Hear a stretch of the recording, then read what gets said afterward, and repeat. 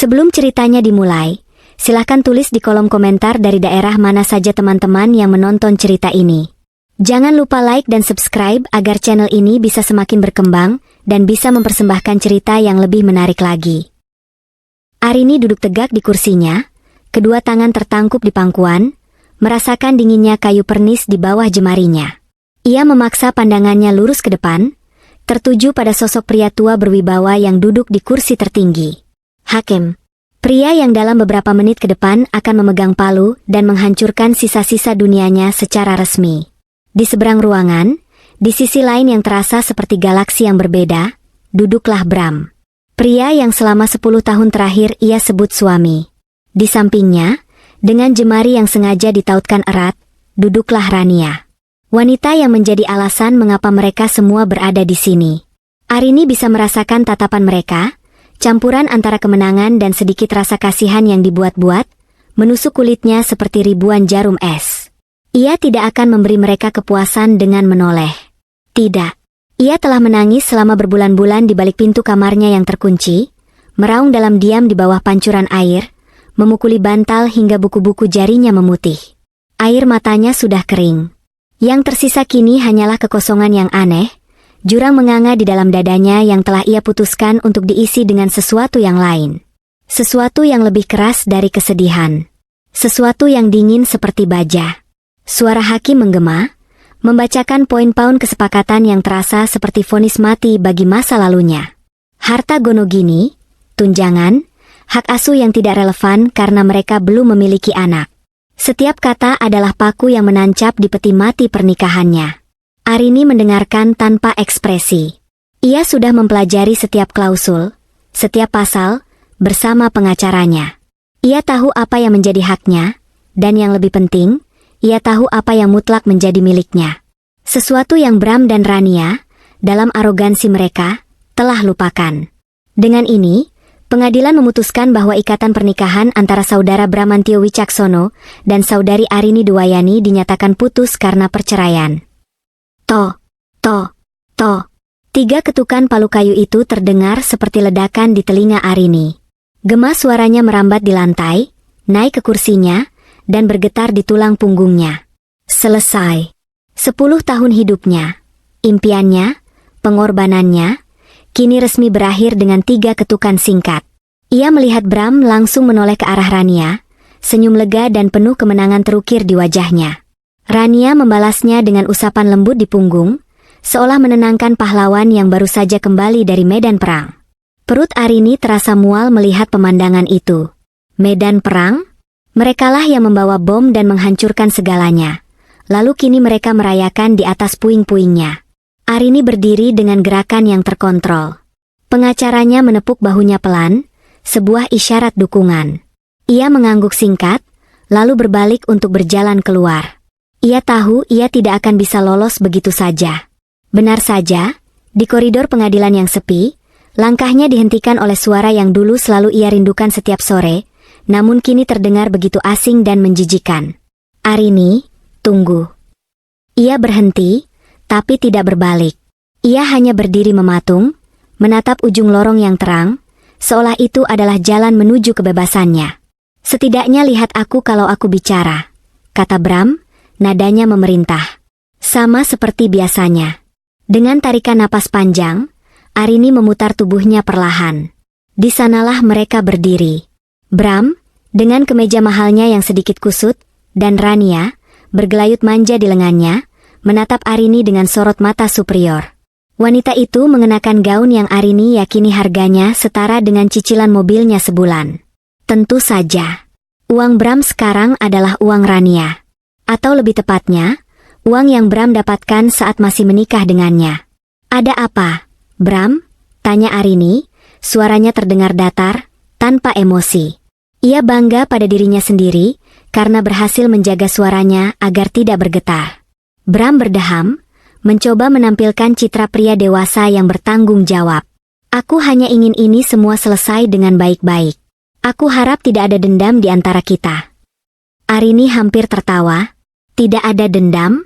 Pria ini menghancurkan hatinya, mengkhianati sumpahnya, dan kini ia berbicara tentang menyelesaikan semuanya dengan baik-baik. Aku akan mengurus kepindahanku secepatnya, lanjut Bram, tidak menyadari atau mungkin tidak peduli dengan badai di dalam diri Arini. Jadi, aku harap kamu juga bisa segera berkemas dan meninggalkan rumah. Aku dan Rania ingin memulai hidup baru kami secepatnya. Inilah saatnya, momen yang telah ia antisipasi. Permintaan angkuh yang ia tahu pasti akan datang. Rania tersenyum kecil di samping Bram, senyum seorang pemenang yang akan segera mengklaim hadiah utamanya. Rumah itu, rumah besar dengan taman mawar di halaman depan yang Arini tanam sendiri.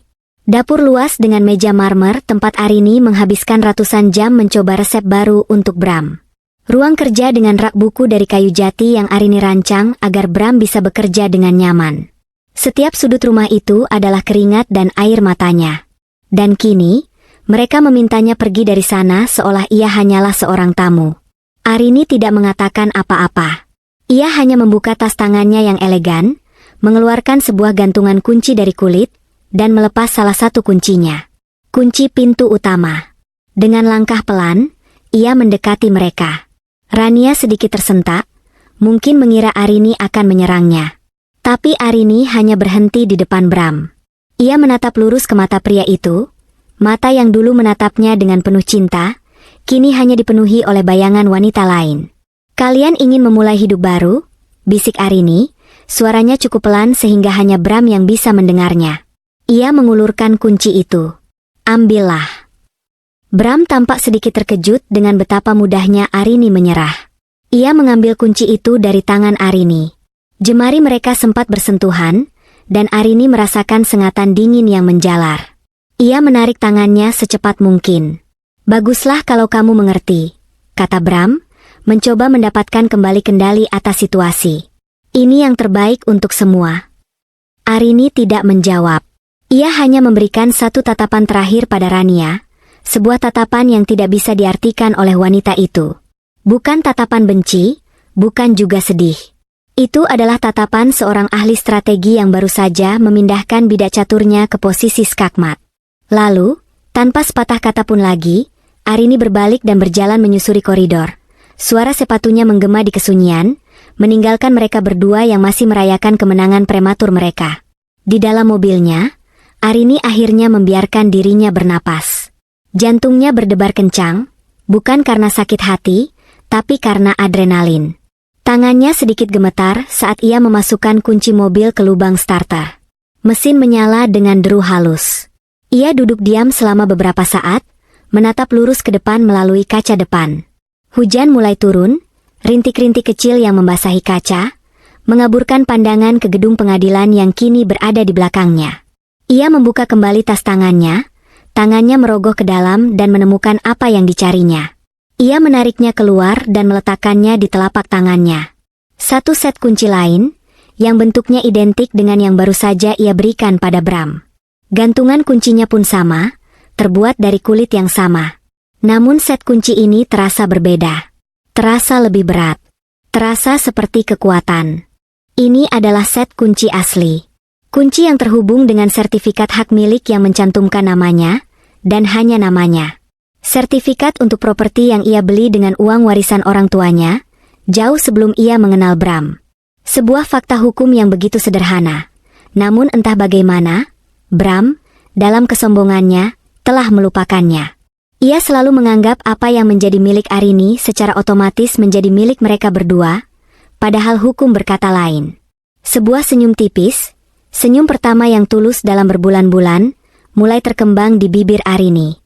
Ia menatap pantulan wajahnya di kaca spion. Matanya yang sembab kini memiliki kilau baru. Kilau yang tajam dan berbahaya.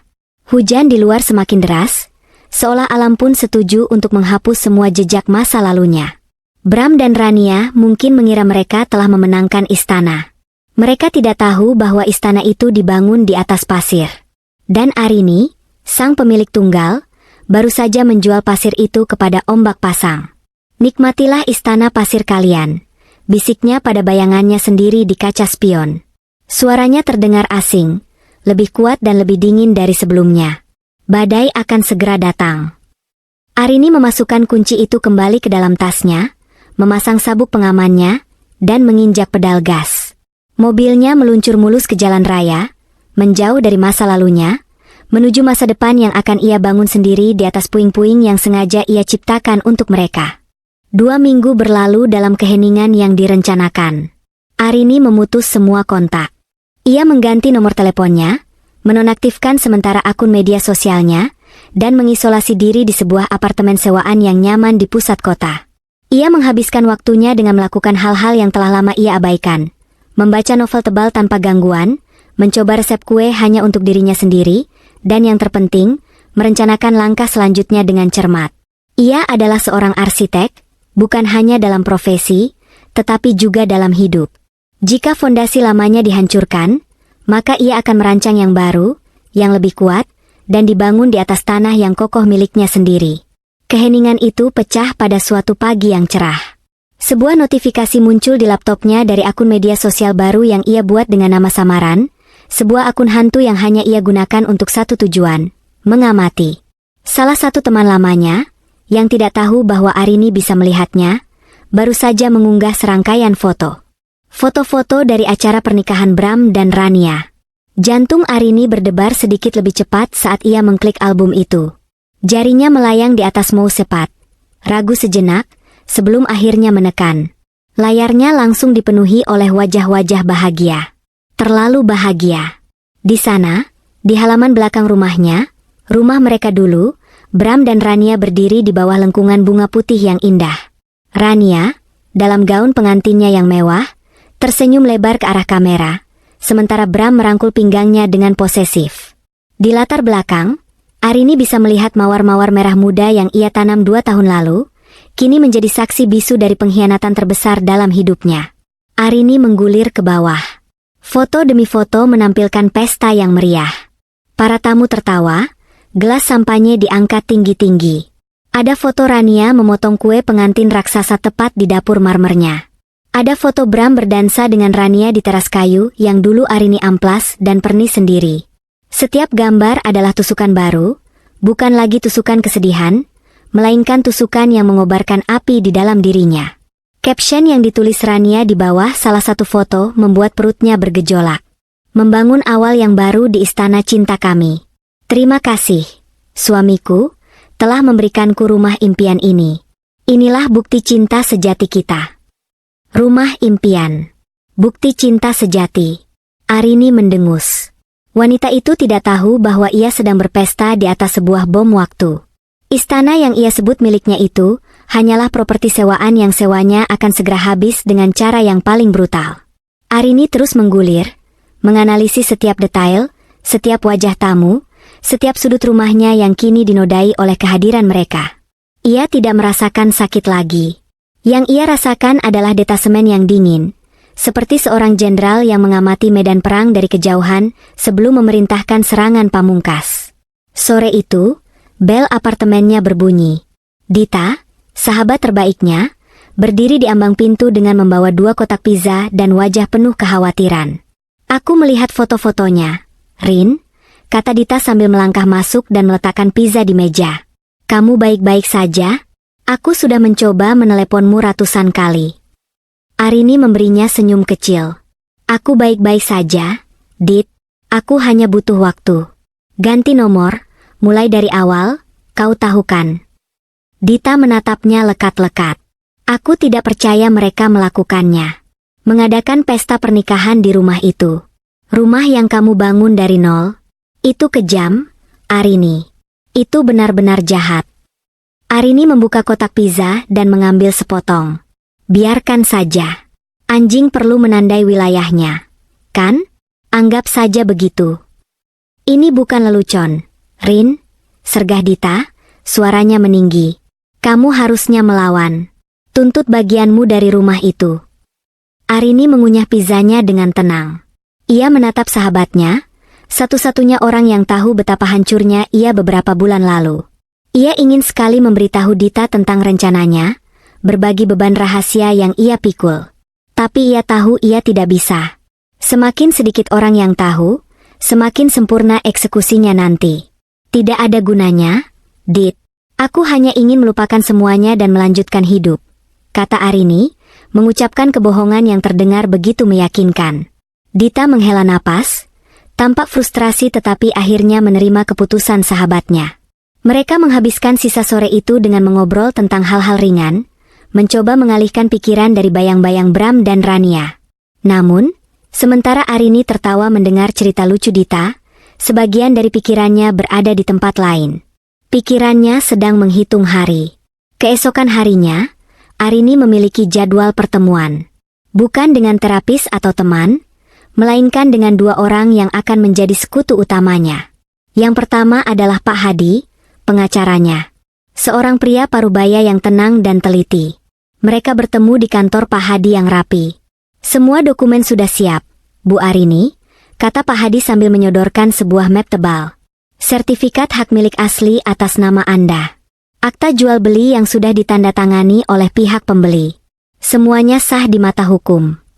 Arini memeriksa dokumen-dokumen itu satu persatu. Namanya tercetak jelas di sana. Arini Dewayani.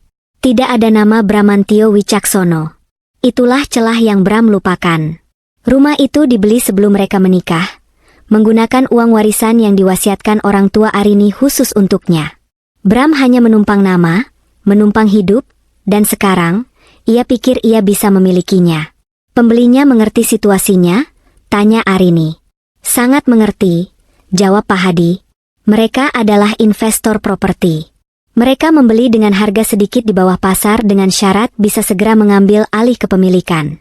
Mereka setuju untuk memberikan waktu 3 hari setelah pernikahan Tuan Bram sebagai masa tenang, seperti yang Anda minta, sebelum pihak bank yang mewakili mereka melakukan eksekusi pengosongan. Mereka tidak peduli dengan drama yang mungkin terjadi, mereka hanya menginginkan asetnya sempurna. Arini tidak ingin ada keluarga dengan anak-anak yang terlibat dalam drama ini. Investor tanpa emosi adalah pilihan terbaik. Uang hasil penjualan sudah masuk rekening baru Anda pagi ini, tambah Pak Hadi. Arini mengangguk. Terima kasih, Pak Hadi, atas segalanya. Sama-sama, Bu. Terkadang, keadilan harus sedikit dibantu untuk menemukan jalannya, kata pengacara itu dengan senyum tipis yang penuh pengertian. Pertemuan kedua adalah dengan seorang agen properti di sebuah kafe. Arini tidak menjual, ia justru sedang membeli. Dengan sebagian kecil dari uang hasil penjualan rumah lamanya, ia membeli sebuah ruko di lokasi yang strategis. Tempat itu akan menjadi butik sekaligus studio arsitektur mininya. Impian yang selalu ia tunda karena Bram menganggapnya tidak praktis. Saat menandatangani surat-surat pembelian ruko itu, Arini merasakan gelombang kekuatan yang luar biasa. Ia tidak sedang menghancurkan, ia sedang membangun. Untuk setiap batu bata dari masa lalunya yang ia runtuhkan, ia meletakkan 2 batu bata baru untuk masa depannya. Tinta dari pulpen yang ia gunakan terasa lebih permanen, lebih berarti daripada tinta di surat nikahnya dulu. Malam itu, Arini kembali ke apartemennya. Ia membuka laptopnya lagi, sengaja mencari profil Rania. Wanita itu baru saja mengunggah foto baru. Foto selfie dirinya di depan cermin besar di kamar tidur utama mereka. Kamar tidur Arini. Di belakangnya, tampak pakaian-pakaian Bram yang tergantung rapi di lemari terbuka. Captionnya, hidup tenang bersama suamiku tercinta. Home sweet home. Arini menatap foto itu lama. Wajah Rania yang sombong, senyumnya yang penuh kemenangan. Ia tidak lagi merasakan amarah. Ia hanya merasakan semacam kepastian yang dingin. Ia memindahkan kursor mouse ke atas foto itu, seolah bisa menyentuhnya. Pesta yang meriah, bisiknya pada layar laptop yang dingin. Suaranya datar, tanpa getaran emosi. Semoga kalian suka kenangan terakhir di sana. Ia berhenti sejenak, lalu melanjutkan dengan bisikan yang lebih pelan, lebih personal. Karena hanya itu yang akan kalian punya. Dengan satu klik, Arini menutup laptopnya. Layar menjadi gelap, memantulkan bayangan wajahnya. Wajah seorang wanita yang telah berjalan melewati api dan keluar bukan sebagai abu, tetapi sebagai baja yang ditempa. Hitung mundur telah dimulai. 3 hari. Dalam 3 hari, pesta mereka akan benar-benar berakhir. Dan ia tidak sabar untuk mendengar musik penutupnya.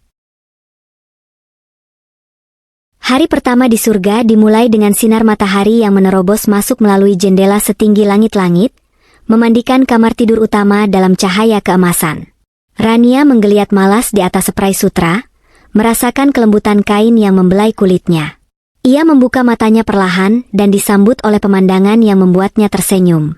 Di sampingnya, Bram masih tertidur pulas, napasnya teratur dan dalam.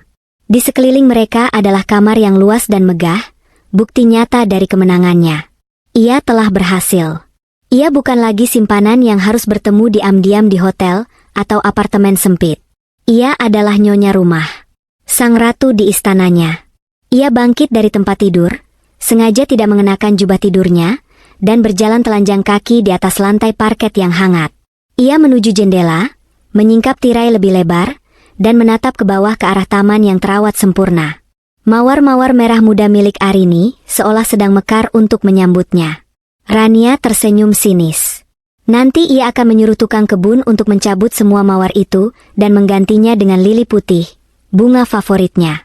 Ini adalah wilayahnya sekarang, dan ia akan menghapus semua jejak ratu sebelumnya. Bram terbangun dan melihat siluet Rania yang berdiri di dekat jendela. Ia tersenyum. "Selamat pagi, istriku." Rania berbalik, senyumnya mengembang. "Selamat pagi, suamiku.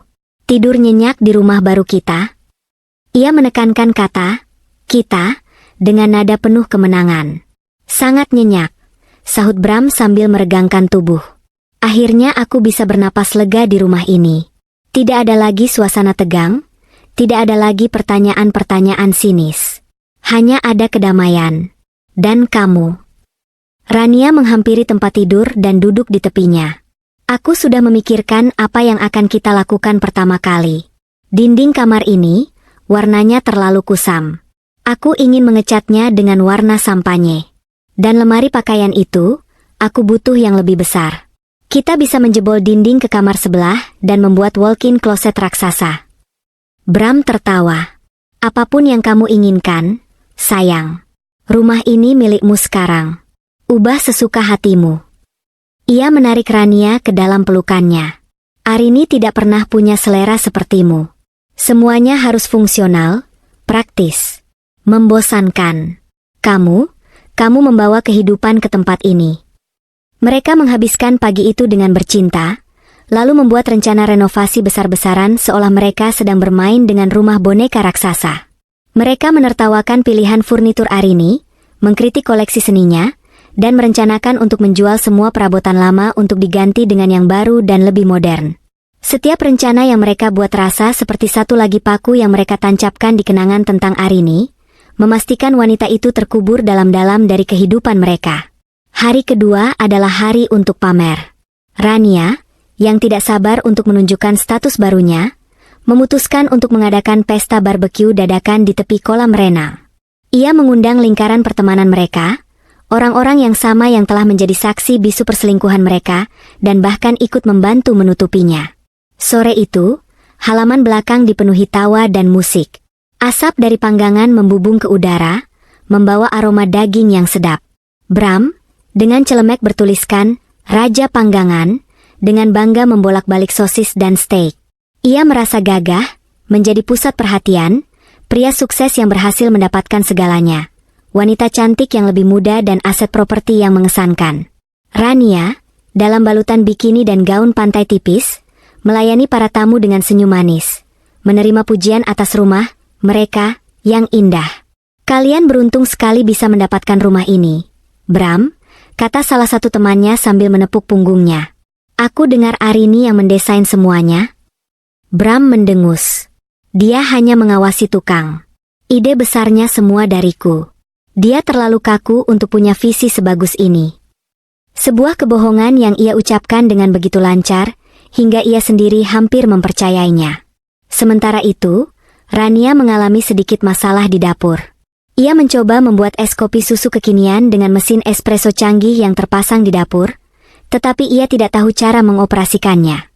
Setelah menekan beberapa tombol yang salah dan membuat uap panas menyembur kemana-mana, ia menyerah dengan kesal.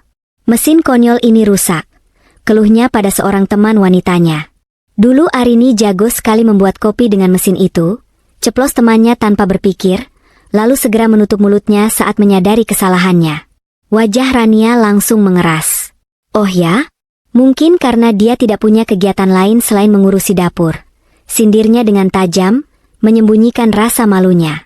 Ia akhirnya hanya menyajikan kopi instan, namun memastikan tidak ada yang melihatnya saat ia menyeduhnya. Pesta berlanjut hingga malam. Mereka berenang, menari, dan minum hingga mabuk. Di puncak kemeriahan, Bram mengangkat gelasnya. Untuk kita semua, untuk teman-teman sejati, dan yang terpenting, untuk istriku yang cantik, Rania, dan untuk awal baru kita di rumah ini. Masa lalu biarlah terkubur. Untuk masa lalu yang terkubur, sahut yang lain serempak. Mereka bersulang, gelas mereka beradu di bawah cahaya lampu taman, tidak menyadari bahwa mereka sedang berpesta di atas tanah pemakaman sebuah pernikahan, dan arwahnya tidak beristirahat dengan tenang. Hari ketiga, hari terakhir surga mereka, adalah yang paling sempurna. Pagi itu, Bram dan Rania memutuskan untuk bersantai. Tidak ada pekerjaan, tidak ada tamu. Hanya mereka berdua. Mereka sarapan di teras belakang, menghadap ke kolam renang yang airnya berkilauan. Udara pagi itu segar, dan kicau burung terdengar merdu dari pepohonan. Aku rasa kita butuh liburan. Setelah semua drama ini, kata Rania sambil mengoleskan selai pada roti panggangnya. Bagaimana kalau Maladewa? Aku melihat ada resor dengan villa di atas air. Pasti romantis. Ide bagus, kata Bram sambil menyeruput kopinya. Kita bisa pergi bulan depan. Aku akan mengurus semuanya. Ia merasa begitu murah hati, begitu berkuasa. Keuangannya memang sedikit menipis setelah perceraian dan biaya pernikahan yang mewah, tapi ia yakin beberapa proyek besar di kantornya akan segera cair. Ia tidak khawatir. Rania mengeluarkan tabletnya dan mulai menjelajahi situs-situs perjalanan, matanya berbinar-binar membayangkan pasir putih dan laut biru. Aku juga sudah melihat-lihat sofa baru untuk ruang keluarga. Ada desainer dari Italia, harganya memang lumayan, tapi akan sangat cocok dengan tema yang aku inginkan. Beli saja, kata Bram tanpa mengalihkan pandangan dari koran paginya. Anggap saja hadiah pernikahan dariku. Rania memekik senang dan langsung membuka aplikasi belanja online. Ia merasa seperti seorang putri yang semua keinginannya terpenuhi. Ia memiliki suami yang tampan dan kaya, rumah yang megah, dan kebebasan untuk melakukan apapun yang ia mau. Ia telah memenangkan lotre kehidupan. Mereka duduk di sana selama hampir 1 jam, merajut mimpi-mimpi masa depan mereka. Mereka berbicara tentang anak-anak yang mungkin akan mereka miliki, sekolah internasional terbaik tempat mereka akan menyekolahkan anak-anak itu, dan liburan ski di Eropa saat musim dingin. Mereka begitu tenggelam dalam ilusi kebahagiaan mereka, begitu yakin bahwa dunia berada dalam genggaman mereka. Fondasi hidup mereka terasa begitu kokoh, dibangun di atas cinta dan kemewahan. Tepat saat Rania hendak menunjukkan gambar sofa seharga ratusan juta kepada Bram, suara bel pintu yang tajam memecah keheningan pagi yang sempurna itu. Tring! Tring! Bram mendesah kesal. Siapa sih yang bertamu sepagi ini di hari kerja? Ia melipat korannya dengan sedikit kasar. Paling-paling sales. Biarkan saja. Tring! Tring! Tring! Bel itu berbunyi lagi, kali ini lebih lama dan lebih memaksa. Rania cemberut. Mengganggu sekali. Suruh saja pergi, sayang. Aku sedang tidak ingin diganggu. Sabar, kata Bram sambil bangkit dari kursinya. Biar aku yang urus. Ia berjalan melewati ruang keluarga yang luas, melintasi lobi dengan lantai marmer yang berkilauan, menuju pintu utama yang terbuat dari kayu jati solid. Ia sedikit kesal karena momen sempurnanya bersama Rania terganggu. Ia sudah menyiapkan kalimat kasar di ujung lidahnya untuk mengusir siapapun yang berani mengusik ketenangannya. Saat ia membuka pintu, kalimat itu tersangkut di tenggorokannya. Di depannya tidak berdiri seorang sales yang membawa brosur. Di sana berdiri 3 orang pria berpenampilan serius. 2 dari mereka berbadan tegap dan mengenakan seragam safari berwarna biru tua, mirip seragam petugas keamanan. Yang satu lagi, pria di tengah, mengenakan kemeja batik rapi dan membawa map kulit di tangannya. Wajahnya tenang, profesional, dan tidak bersahabat. Selamat pagi, sapa pria berbaju batik itu dengan nada datar. Bisa bicara dengan penghuni rumah ini? Bram mengerutkan kening, egonya langsung mengambil alih. Saya pemiliknya. Ada apa? Pria itu menatap Bram dari atas ke bawah, seolah menilai. Nama saya Budi, dari Bank Abadi Jaya. Kami di sini untuk menjalankan surat perintah pengosongan aset. Bram tertegun sejenak, lalu tertawa. Sebuah tawa yang dipaksakan dan penuh cemooh. Anda pasti salah alamat. Saya tidak punya urusan apapun dengan bank Anda. Mungkin rumah yang Anda cari ada di seberang jalan. Ia bersiap untuk menutup pintu. Tetapi pria bernama Budi itu tidak bergeming. Ia hanya mengangkat map di tangannya. Alamatnya sudah benar, Pak. Jalan Anggrek nomor 17. Atas nama pemilik baru, Bapak Hartono Santoso, yang diwakili oleh kami, Bank Abadi Jaya, sebagai kreditur. Asap kebingungan dan kekesalan mulai mengepul di kepala Bram. Ia tidak mengenal nama itu. Hartono Santoso? Bank Abadi Jaya? Ini pasti sebuah lelucon konyol. Dengar, Pak, kata Bram, nadanya mulai tidak sabar.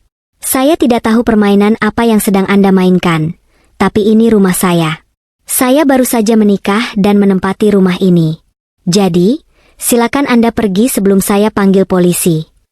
Budi tetap tenang. Ekspresinya tidak berubah sedikit pun. Ia membuka map kulitnya dan mengeluarkan selembar dokumen. Mungkin ini bisa membantu menjelaskan, katanya sambil menyodorkan kertas itu ke arah Bram. Bram menyambarnya dengan kasar. Matanya menyapu tulisan di bagian atas. Akta jual beli. Di bawahnya, tertera detail properti yang sangat ia kenal. Jalan Anggrek nomor 17. Luas tanah dan bangunan yang ia hafal di luar kepala. Namun, saat matanya sampai pada kolom nama penjual dan pembeli, dunianya seolah berhenti berputar. Penjual, Arini Dewayani. Pembeli, Hartono Santoso. Jantungnya seolah jatuh ke perut. Tanggal transaksi, 3 minggu yang lalu. As mereka berbincang di depan pintu, Rania yang penasaran karena Bram terlalu lama, berjalan mendekat. Sayang, ada apa sih? Kenapa lama sekali? Saat itulah ia melihat wajah Bram. Pucat pasi seperti mayat. Di belakang pria dari ban, sebuah truk besar perlahan berhenti di depan gerbang rumah mereka. Beberapa orang pekerja turun dari belakang truk, siap untuk bekerja. Mereka tidak membawa perabotan baru. Mereka datang untuk mengambil semuanya. Surga mereka akan segera berakhir. Ini tidak mungkin. Suara Bram keluar sebagai bisikan serak. Matanya terpaku pada selembar kertas di tangannya. Pada nama, Arini Dewayani, yang tercetak tebal dan jelas. Rasanya seperti sebuah pukulan telak di ulu hati, mengeluarkan semua udara dari paru-parunya. Otaknya berputar, mencoba mencari penjelasan logis. Kesalahan cetak, penipuan, lelucon kejam, semua kemungkinan terasa lebih masuk akal daripada kebenaran yang terpampang di depan matanya. Ada apa, Bram? Siapa mereka? Rania bertanya lagi, suaranya mulai diwarnai kepanikan saat melihat ekspresi suaminya dan kedatangan truk besar di depan rumah. Bram tidak menjawab. Ia mengangkat kepalanya dan menatap pria dari bank itu dengan tatapan liar. Ini palsu. Ini dokumen palsu. Arini tidak mungkin menjual rumah ini tanpa persetujuanku. Ini harta Gonogini, teriaknya, suaranya pecah. Pak Budi, sang perwakilan bank, menghela napas dengan sabar, seolah sudah mengantisipasi reaksi ini. Menurut data yang kami miliki, dan sesuai dengan sertifikat hak milik asli yang terdaftar di Badan Pertanahan Nasional, properti ini adalah aset pribadi milik Ibu Arini Dewayani yang diperoleh sebelum masa pernikahan. Beliau memiliki hak penuh untuk menjualnya tanpa memerlukan persetujuan dari siapapun, termasuk mantan suaminya. Transaksi ini 100% sah secara hukum. Setiap kata yang diucapkan Pak Budi adalah palu godam yang menghantam fondasi keyakinan Bram. Sebelum menikah, warisan, tiba-tiba ia teringat samar-samar percakapan bertahun-tahun lalu, di mana Arini pernah menyebut bahwa rumah itu ia beli dari uang peninggalan orang tuanya. Saat itu Bram tidak terlalu memedulikannya. Ia hanya melihat rumah besar dan nyaman yang bisa ia tinggali. Ia selalu menganggapnya sebagai milik mereka. Sebuah kesalahan fatal yang kini kembali untuk menghantuinya. Saya tidak peduli, bentak Bram, kini dilanda kepanikan murni. Kalian tidak bisa masuk. Ini rumah saya. Saya akan panggil pengacara saya. Saya akan panggil polisi. Ia mencoba membanting pintu, tetapi salah satu petugas keamanan berbadan tegap dengan sigap menahannya dengan kaki. Kami justru akan berterima kasih jika Anda memanggil polisi, Pak, kata Pak Budi dengan tenang. Kami membawa salinan surat perintah pengadilan untuk pengosongan ini. Pihak kepolisian hanya akan membantu kami jika Anda menolak untuk bekerja sama. Anda saat ini berada di properti milik klien kami secara ilegal. Anda sedang melakukan pelanggaran. Pelanggaran. Kata itu menggema di telinga Bram. Ia, Bramantio Wicaksono, seorang manajer senior di perusahaan multinasional, dituduh sebagai penyusup di rumah yang ia anggap miliknya sendiri. Rania, yang sejak tadi hanya bisa mendengarkan dengan bingung, akhirnya memahami inti dari mimpi buruk ini. Apa maksudnya? Apa maksudnya Arini menjual rumah ini? Pekiknya, suaranya melengking tinggi. Ia maju dan merebut kertas itu dari tangan Bram. Matanya melebar ngeri saat membaca isinya. Tidak. Tidak mungkin. Jalang itu tidak mungkin melakukan ini. Jeritnya. Wajahnya yang cantik berubah menjadi seringai kemarahan dan ketidakpercayaan. Saat itulah, atas isyarat dari Pak Budi, para petugas mulai bergerak. Mereka melewati Bram dan Rania yang masih membeku di ambang pintu, dan mulai masuk ke dalam rumah. Beberapa orang pekerja dari truk juga mulai berdatangan, membawa kotak-kotak kardus kosong dan terpal. Hei, apa yang kalian lakukan? Keluar dari rumah saya? Raung Bram, mencoba mendorong salah satu petugas, namun tubuhnya yang biasa duduk di belakang meja kantor bukanlah tandingan bagi pria yang terlatih. Ia didorong minggir dengan mudah. Kekacauan pun dimulai. Para pekerja itu bergerak dengan efisiensi yang dingin dan brutal. Mereka masuk ruang tamu dan tanpa basa-basi mulai mengangkat sofa kulit mahal yang baru Rania pamerkan kemarin. Lukisan di dinding diturunkan. Vas bunga kristal di atas meja dikosongkan isinya dan dimasukkan ke dalam kotak. Suara gesekan perabotan di lantai marmer, suara selotip yang ditarik, dan suara perintah dari mandor mereka menciptakan simfoni kehancuran bagi Bram dan Rania. Jangan sentuh barang-barangku, jerit Rania saat melihat seorang pekerja hendak membungkus tas-tas desainer miliknya yang tergeletak di kursi. Ia berlari dan mencoba merebutnya kembali. Maaf, Bu, kata pekerja itu tanpa emosi. Semua barang di dalam rumah harus dikeluarkan. Perintahnya begitu. Di luar, pemandangan itu mulai menarik perhatian. Tirai di jendela-jendela rumah tetangga mulai tersibak. Beberapa orang bahkan keluar ke teras rumah mereka, pura-pura menyiram tanaman sambil mencuri pandang. Ponsel mulai diangkat, kamera mulai merekam. Berita tentang drama di rumah nomor 17 menyebar secepat api melalui grup WhatsApp kompleks perumahan. Bram merasa dunianya runtuh. Rasa malunya membakar wajahnya lebih panas dari matahari pagi. Ia melihat Bu Ratna, tetangga sebelah yang istrinya sering mengobrol dengan Arini, menatapnya dengan campuran rasa kaget dan kepuasan. Ia melihat Pak Hadi, ketua RT, berdiri di seberang jalan, berbicara di telepon dengan wajah serius. Seluruh dunia seakan sedang menonton pertunjukan sirkus tentang kejatuhannya. Ia mencoba menelepon pengacaranya, tangannya gemetar hebat hingga ia kesulitan menekan nomor yang benar. Saat akhirnya tersambung, yang ia dapatkan hanyalah suara resepsionis yang mengatakan pengacaranya sedang dalam rapat penting. Ia mencoba menelepon Arini, ingin memakinya, ingin memohon, ingin melakukan apapun. Nomor tidak dapat dihubungi. Diblokir. Tentu saja. Wanita itu telah merencanakan ini semua dengan sempurna. Perabotan demi perabotan diangkut keluar dan diletakkan begitu saja di atas rumput taman yang terawat rapi. Sofa, meja makan, tempat tidur mereka yang megah, bahkan pakaian mereka yang dilempar dari balkon lantai 2 ke bawah dalam kantong-kantong plastik besar. Semua simbol status dan kebahagiaan mereka kini menjadi tumpukan sampah yang memalukan di pinggir jalan. Rania sudah tidak bisa mengendalikan dirinya. Ia menangis histeris, terduduk di antara tumpukan barang mereka di trotoar. Riasan mahalnya luntur oleh air mata, rambutnya yang tertata rapi kini acak-acakan. Ia tidak lagi terlihat seperti ratu yang menang. Ia terlihat seperti pengungsi yang kehilangan segalanya. Ini semua salahmu, pekiknya pada Bram, menunjuk suaminya dengan jari gemetar. Kamu bilang semuanya sudah beres. Kamu bilang rumah ini aman. Kamu pembohong. Bagaimana aku bisa tahu dia akan melakukan hal gila seperti ini? Balas Bram, suaranya sama putus asanya. Aku pikir dia sudah menyerah. Menyerah? Wanita seperti dia tidak pernah menyerah, jerit Rania. Dia hanya menunggu waktu yang tepat untuk menghancurkan kita. Dan kamu begitu bodoh sampai masuk ke dalam perangkapnya. Pertengkaran mereka menjadi tontonan utama bagi para tetangga. Tuduhan dan makian dilontarkan, cinta sejati yang mereka agung-agungkan beberapa hari lalu kini menguap di tengah panasnya aspal dan dinginnya kenyataan. Mereka tidak lagi melihat pasangan yang sempurna. Mereka melihat dua orang asing yang terikat oleh kesalahan yang sama. Proses pengosongan berlangsung selama hampir 3 jam. Saat selesai, rumah itu kembali sunyi. Pintu dan jendelanya ditutup rapat, dan sebuah papan pengumuman kecil dipasang di gerbangnya. Properti ini di bawah pengawasan Bank Abadi Jaya. Dilarang masuk. Bram dan Rania ditinggalkan begitu saja di luar gerbang. Berdiri di antara puing-puing kehidupan baru mereka. Ponsel Bram bergetar. Sebuah pesan masuk dari salah satu temannya yang tadi malam ikut berpesta.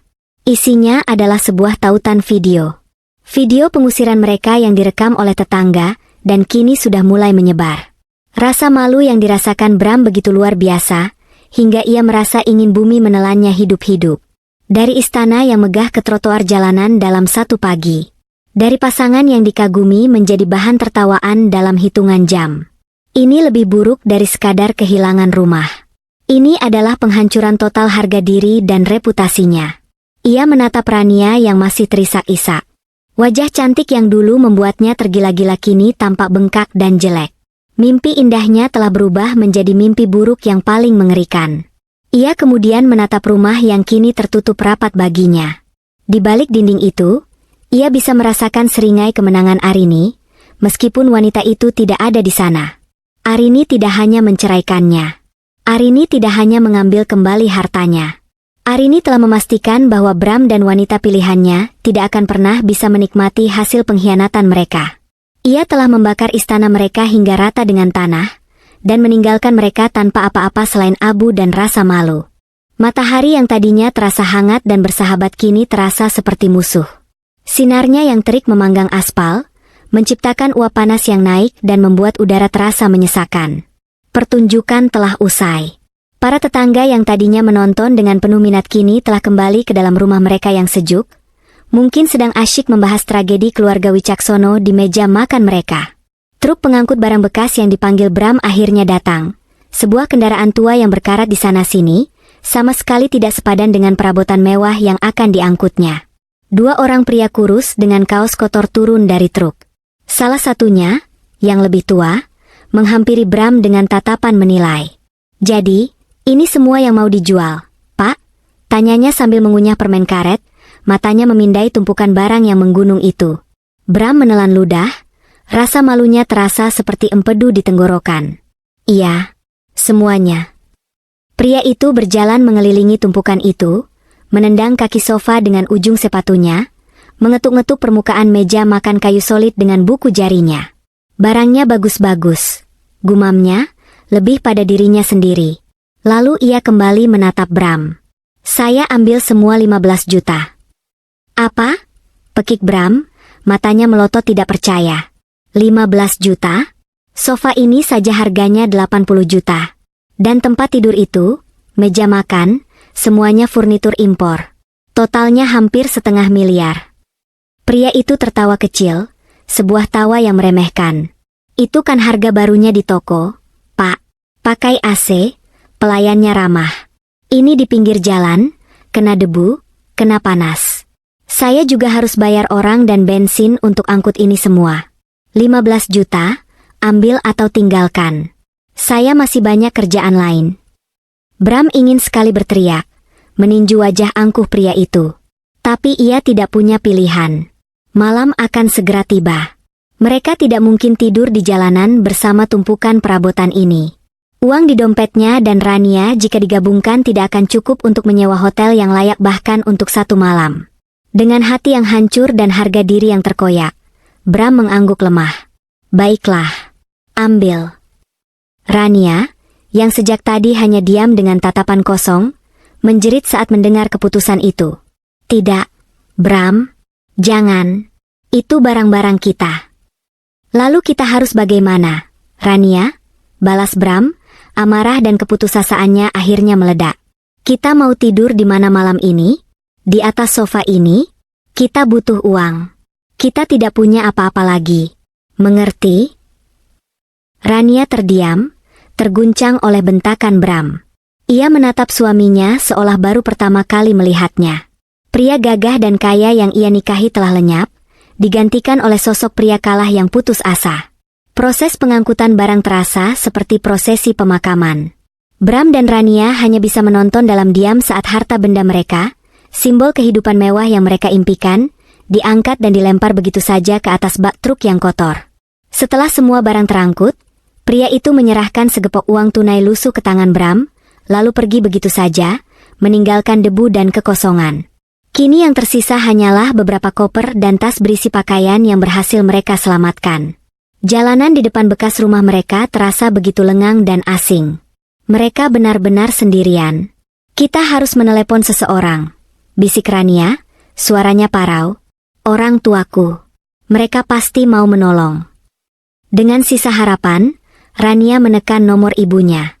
Panggilan itu tersambung. Halo, Bu. Sapanya dengan suara bergetar. Hening sejenak di seberang sana. Lalu, suara ibunya terdengar, dingin dan tajam. Jangan telepon ke sini lagi, Rania. Ayahmu sangat marah. Video pengusiranmu sudah tersebar di seluruh grup keluarga besar. Kamu sudah mempermalukan kami semua. Jangan bawa masalahmu ke rumah ini. Klik. Panggilan diputus. Rania menatap layar ponselnya dengan nanar. Air mata yang ia kira sudah kering, kembali mengalir. Ibunya sendiri telah membuangnya. Bagaimana? Tanya Bram, meskipun ia sudah bisa menebak jawabannya dari ekspresi wajah Rania. Rania tidak menjawab, hanya menggelengkan kepalanya sambil terisak. Sialan, umpat Bram. Ia kemudian mencoba peruntungannya. Ia menelepon orang tuanya. Ayahnya yang mengangkat. Tidak ada sapaan hangat, hanya ceramah panjang yang menusuk. Tentang bagaimana Bram telah membuang wanita baik seperti Arini demi perempuan tidak jelas. Tentang bagaimana perbuatan Bram telah mencoreng nama baik keluarga. Ayahnya tidak menawarkan bantuan, hanya nasihat pahit. Kamu sudah dewasa, Bramantio. Kamu yang membuat kekacauan ini, kamu sendiri yang harus membereskannya. Satu persatu, mereka mencoba menghubungi teman-teman mereka. Teman-teman yang 2 hari lalu berpesta di kolam renang mereka. Jawabannya selalu sama. Beberapa tidak mengangkat telepon. Yang lain memberikan alasan yang dibuat-buat. Wah, maaf, bro. Rumahku lagi penuh, ada mertua datang dari kampung. Atau, aduh, Ran, apartemenku kecil sekali, tidak akan muat. Maaf ya. Dinding-dinding mulai merapat. Dunia yang mereka kenal, dunia yang penuh dengan senyum dan pujian, kini telah menutup pintunya rapat-rapat. Mereka menjadi paria, orang buangan yang dijauhi karena kemalangan mereka menular. Malam mulai turun, membawa hawa dingin yang menusuk tulang. Lampu-lampu jalan mulai menyala, menerangi 2 sosok menyedihkan yang duduk di halte bus bersama koper-koper mereka. Uang 15 juta di saku Bram terasa begitu sedikit. Ia tahu ia harus menghematnya. Ia membuka aplikasi pemesanan hotel di ponselnya, mengurutkan dari harga termurah. Nama-nama hotel yang muncul adalah nama-nama yang belum pernah ia dengar, terletak di ganggang sempit dan kawasan kumuh di pinggir kota. Setelah memesan taksi online, mereka akhirnya tiba di tujuan. Sebuah bangunan tua 3 lantai dengan cat yang sudah mengelupas. Papan nama, Motel Melati, menyala remang-remang, beberapa hurufnya sudah mati. Udara di lobi terasa pengap, campuran antara bau asap rokok, kamper, dan sesuatu yang lembab dan tidak terdefinisi. Resepsionisnya adalah seorang pria tua yang menatap mereka dengan curiga dari balik meja yang berantakan. Setelah membayar untuk 1 malam dan memberikan kartu identitas, mereka diberi sebuah kunci kamar bernomor 302. Tidak ada lift. Mereka harus menyeret koper-koper berat mereka menaiki tangga yang sempit dan berdebu. Saat Bram membuka pintu kamar 302, Rania terkesiap ngeri. Ruangan itu kecil dan menyedihkan. Hanya ada satu tempat tidur dengan sprei kusam yang warnanya sudah pudar, dan memiliki beberapa noda yang mencurigakan. Sebuah lemari kayu tua berdiri di sudut, pintunya sedikit miring. Kipas angin di langit-langit berputar dengan malas, mengeluarkan suara berderit yang konstan. Kamar mandinya bahkan lebih buruk. Lantainya berlumut dan ada bau tidak sedap yang berasal dari lubang pembuangan. Ini adalah neraka. Sebuah antitesis dari semua yang mereka miliki pagi tadi. Rania melemparkan tasnya ke lantai. "Aku tidak mau di sini," katanya dengan suara bergetar. "Tempat ini menjijikkan." "Lalu kamu mau di mana?" sentak Bram, kesabarannya sudah habis. "Di Ritz-Carlton? Kita tidak punya uang. Rania, inilah hidup kita sekarang. Biasakan dirimu." "Hidup kita? Ini bukan hidup yang kamu janjikan padaku," jerit Rania, amarahnya meledak. "Kamu berjanji akan memberiku segalanya. Kemewahan, kenyamanan. Tapi lihat sekarang kita di mana. Di kandang tikus ini. Ini semua karena kamu terlalu bodoh dan ceroboh." "Aku?" raung Bram, maju selangkah mendekati Rania, matanya memerah. "Aku yang bodoh? Siapa yang terus-menerus merengek minta pernikahan mewah yang menghabiskan seluruh tabunganku? Siapa yang sudah merencanakan renovasi ratusan juta padahal kita baru 3 hari di sana? Kamu yang serakah. Kamu yang materialistis. Setidaknya aku tidak sebodoh kamu sampai tidak tahu kalau rumah itu bukan milikmu," balas Rania, kata-katanya setajam pisau. "Bagaimana bisa seorang pria tidak tahu status aset sebesar itu? Kamu payah, Bram. Benar-benar pria gagal." Kata gagal itu menghantam Bram lebih keras dari tamparan. Seluruh rasa frustrasi, malu, dan amarahnya memuncak. "Kamu tahu? Seharusnya aku tidak pernah meninggalkan Arini," desisnya, kata-kata paling kejam akhirnya keluar dari mulutnya. Dia memang membosankan, tapi dia pintar. Dia tidak akan pernah membiarkan hal seperti ini terjadi. "Seharusnya aku tidak pernah bertemu dengan wanita sepertimu." Wajah Rania memucat, lalu memerah karena amarah. Ia mengangkat tangannya dan menampar wajah Bram sekuat tenaga. Plak! Suara tamparan itu menggema di ruangan sempit itu, lebih keras dari suara kipas angin yang berderit. Hening. Mereka hanya berdiri saling menatap, napas mereka terengah-engah, dada mereka naik turun. Tidak ada lagi cinta di mata mereka. Yang ada hanya kebencian murni dan penyesalan yang mendalam. Mereka telah menghancurkan hidup orang lain untuk bisa bersama, dan kini, mereka justru saling menghancurkan satu sama lain. Bram tidak membalas. Ia hanya memegangi pipinya yang terasa panas, lalu berbalik dan duduk di tepi tempat tidur yang keras. Rania mundur ke sudut ruangan, memeluk dirinya sendiri seolah kedinginan. Malam pertama mereka setelah terusir dari surga dihabiskan dalam keheningan yang memekakan, terperangkap di sebuah kamar motel kumuh, terjebak bersama orang yang paling mereka benci saat ini, pasangan mereka sendiri. Suara lalu lintas dari jalanan di luar terdengar seperti menertawakan mereka. Dua jiwa malang yang telah menjual segalanya hanya untuk berakhir di neraka yang mereka ciptakan sendiri. Jauh dari bau apak dan keputusasaan motel melati, pagi di apartemen Arini dimulai dengan aroma kopi Arabica segar yang baru digiling. Sinar matahari pagi yang lembut menyaring masuk melalui jendela kaca yang besar, menerangi ruangan yang tertata rapi dengan gaya minimalis yang hangat. Tanaman hijau di setiap sudut memberikan sentuhan kehidupan, dan rak-rak buku yang penuh menunjukkan pikiran yang aktif. Tidak ada kemewahan yang berlebihan, tetapi setiap barang dipilih dengan cermat, menciptakan suasana damai dan tentram. Ini adalah tempat perlindungan yang ia bangun untuk dirinya sendiri. Arini duduk di balkon kecilnya, mengenakan pakaian yoga yang nyaman. Di hadapannya, di atas sebuah meja kecil, ada secangkir kopi hitam panas dan sebuah tablet. Ia baru saja menyelesaikan sesi meditasinya. Selama beberapa bulan terakhir, ia telah belajar untuk menemukan ketenangan di dalam dirinya sendiri, bukan dari validasi orang lain atau dari harta benda. Ia menyeruput kopinya perlahan, matanya menatap hamparan gedung-gedung kota yang mulai terbangun. Untuk pertama kalinya dalam waktu yang sangat lama, ia merasa utuh. Sebuah notifikasi pesan masuk berbunyi pelan dari tabletnya. Dari Dita. Isinya singkat, "Pagi, Ratu. Sarapanmu sudah datang. Awas kopimu tumpah. Di bawahnya, tersemat sebuah tautan video. Arini tersenyum kecil. Ia sudah menduganya. Dengan jari yang mantap, ia mengetuk tautan itu. Layar tabletnya langsung menampilkan pemandangan yang sangat ia kenal. Halaman depan rumah lamanya. Video itu direkam dari seberang jalan, sedikit bergoyang, khas rekaman ponsel amatir. Namun, gambarnya cukup jelas untuk menangkap semua drama yang terjadi. Ia melihat Bram yang panik, wajahnya pucat pasi. Ia melihat Rania yang histeris, berteriak-teriak seperti orang gila. Ia melihat perabotan mereka, bekas perabotannya, diangkut keluar satu persatu dan dilempar ke pinggir jalan seperti sampah. Ia mendengar makian dan tuduhan yang mereka lontarkan satu sama lain, suara mereka yang melengking terdengar jelas meskipun dari kejauhan. Puncak video itu adalah saat Rania terduduk menangis di trotoar, sebuah pemandangan yang begitu kontras dengan senyum kemenangannya di foto pernikahan. Arini menonton video berdurasi 5 menit itu sampai selesai. Ia tidak tertawa. Ia tidak bersorak. Reaksinya jauh lebih tenang dan lebih dalam dari itu. Setelah video berakhir, ia meletakkan tabletnya. Ia mengangkat cangkir kopinya dengan kedua tangan, merasakan kehangatannya merambat ke jemarinya. Ia menyesapnya sekali lagi, lalu menghela napas panjang dan dalam.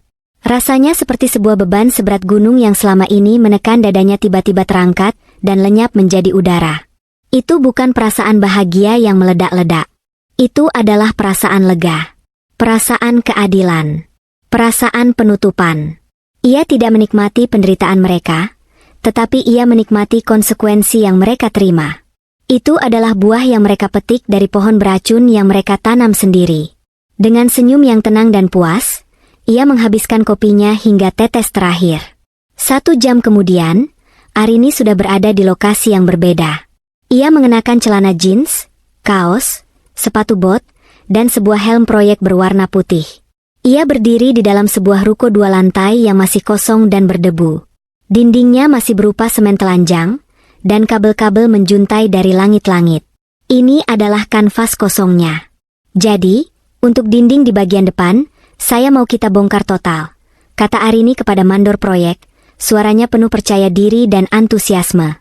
Saya mau pasang fasad kaca penuh, dari lantai sampai langit-langit, agar cahaya alami bisa masuk sebanyak mungkin. Lantai bawah akan menjadi butik, konsepnya terbuka dan modern. Lantai atas akan menjadi studio saya. Sang mandor mengangguk-angguk. Siap, Bu Arini. Konsep yang bagus. Untuk tata letak di dalam, sudah ada gambarnya. Sudah, kata Arini sambil membuka gulungan besar kertas cetak biru di atas sebuah meja darurat. Lihat, area kasir di sini, ruang ganti di sudut sana dengan pencahayaan khusus. Untuk studio di atas, saya mau ada satu dinding yang sengaja tidak diplester, hanya batu bata ekspos untuk memberikan kesan industrial. Ia menghabiskan sepanjang pagi di sana, berdiskusi dengan para pekerja, memeriksa kualitas material, dan memastikan visinya dapat terwujud dengan sempurna. Ia bergerak dengan lincah, otaknya bekerja dengan cepat. Disinilah ia merasa paling hidup. Bukan sebagai istri seseorang, bukan sebagai korban, tetapi sebagai seorang arsitek, seorang kreator, seorang pembangun. Uang hasil penjualan rumah itu tidak ia gunakan untuk berfoya-foya. Ia menginvestasikannya kembali ke dalam dirinya, ke dalam mimpinya. Ini adalah balas dendam terbaik. Bukan dengan menghancurkan, tetapi dengan membangun sesuatu yang jauh lebih indah dan lebih berarti. Sore harinya, saat kembali ke apartemennya, Arini merasa lelah namun sangat puas. Ia berdiri di balkonnya lagi, menatap matahari yang mulai terbenam, mewarnai langit dengan semburat oranye dan ungu. Pikirannya melayang pada kejadian pagi tadi. Ia tidak merasa bersalah sedikit pun. Mungkin tindakannya terkesan kejam bagi sebagian orang, tetapi baginya itu adalah sebuah keharusan. Ia teringat sebuah malam, sekitar setahun sebelum perceraian. Ia dengan semangat menunjukkan pada Bram sebuah brosur kompetisi desain arsitektur tingkat nasional. Aku mau ikut ini, Mas, katanya penuh harap. Ini impianku sejak kuliah. Bram saat itu hanya melirik sekilas, lalu kembali fokus pada laptopnya. Untuk apa? Kamu sudah punya segalanya. Urus saja rumah. Pekerjaanku sudah lebih dari cukup untuk kita berdua. Jangan aneh-aneh. Penolakan dingin itu memadamkan apinya. Sejak saat itu, ia mulai memendam mimpinya, menguburnya di bawah tugas-tugas domestik dan upaya sia-sia untuk menyenangkan suaminya. Bram tidak hanya berselingkuh. Ia secara perlahan telah mencoba memadamkan cahaya di dalam diri Arini, meremehkan ambisinya agar ia tetap menjadi satelit yang berputar di orbitnya. Pengusiran itu, penjualan rumah itu, bukan hanya tentang balas dendam atas perselingkuhan. Itu adalah deklarasi kemerdekaannya. Itu adalah caranya merebut kembali semua yang telah coba direnggut darinya. Harga dirinya, mimpinya, dan masa depannya. Rumah itu adalah simbol terakhir dari kehidupan lamanya, dan ia harus menghancurkannya untuk bisa membangun yang baru. Saat itulah ponselnya berdering. Nama ibunya muncul di layar. Arini tersenyum dan mengangkatnya. Halo, Bu. Arini, nak, kamu di mana? Kamu baik-baik saja? Suara ibunya terdengar cemas. Aku baik-baik saja, Bu. Sangat baik. Kenapa? Ibunya ragu sejenak. Tadi siang, Bram dan wanita itu datang ke sini. Ke rumah ibu. Jantung Arini berhenti berdetak sesaat, tapi ia tetap tenang. Oh ya? Apa yang mereka lakukan? Mereka terlihat kacau sekali, nak. Pakaian mereka kotor, wajah mereka kuyu. Mereka mencarimu. Mereka memohon-mohon pada ibu untuk memberitahu di mana kamu tinggal. Tentu saja ibu tidak memberitahu mereka apa-apa. Ibu usir mereka. Arini menarik napas lega. Terima kasih, Bu. Ibu melakukan hal yang benar. Tapi ibu kasihan juga melihat mereka, nak. Terutama Bram, dia terlihat hancur. Potong Arini, nadanya tetap tenang. Biarkan saja, Bu. Mereka sedang menuai apa yang mereka tanam. Hening sejenak di telepon. Ibunya sepertinya mengerti. Jaga dirimu baik-baik ya, nak. Pasti, Bu. Setelah menutup telepon, Arini kembali menatap Cakrawala. Jadi, perburuan telah dimulai. Mereka mencarinya, mungkin untuk meminta pertanggungjawaban, atau lebih mungkin, untuk memohon belas kasihan. Ia tahu mereka akan menemukannya pada akhirnya. Kota ini tidak cukup besar. Tapi itu tidak masalah. Ia tidak bersembunyi karena takut. Ia bersembunyi untuk memberi mereka waktu agar benar-benar merasakan keputusasaan. Agar mereka sampai pada titik terendah mereka. Ia tersenyum tipis. Biarkan mereka mencari, bisiknya pada angin senja. Mereka akan menemukanku, tapi hanya saat aku sudah siap. Dan saat itu tiba, pertunjukan yang sesungguhnya baru akan dimulai. Hari-hari di motel Melati berlalu bukan sebagai satuan waktu, melainkan sebagai siklus penderitaan yang tak berujung. Pagi datang bukan dengan harapan, melainkan dengan kesadaran menyakitkan bahwa mereka masih terperangkap di neraka yang sama.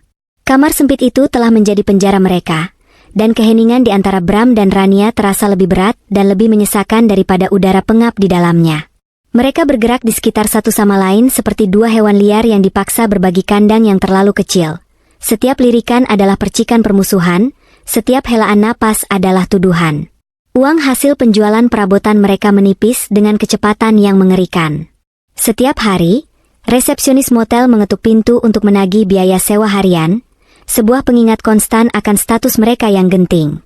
Makanan mereka kini terdiri dari mie instan yang diseduh dengan air panas dari dispenser di lorong, atau sesekali nasi bungkus murah dari warung di seberang jalan, yang mereka makan dalam diam di atas tempat tidur mereka yang bernoda.